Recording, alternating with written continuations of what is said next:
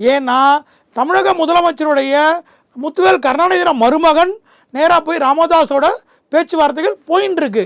இப்படி இருக்கிற நேரத்தில் இந்த அதனால தான் திமுக, அதிமுக, பாஜக, விஜய், நாம் தமிழர் இயக்கத்தை ஒரு பெரிய கூட்டணியை உருவாக்குறதுன்னு பேசிகிட்டு இருக்காரு. ஆனால் சீமானுடைய ஸ்டாண்டும் விஜயோட ஸ்டாண்டும் தனித்துன்னு சொல்கிறாங்க.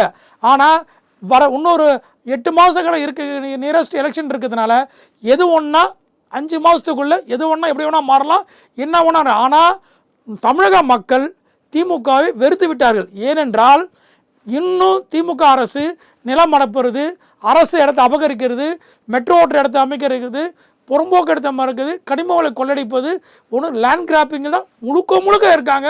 அரசு சொத்தை கொள்ளடிக்கிறது தான் இருக்காங்க. சட்டம் ஒழுங்கு கேவலமாக போயிடுச்சு.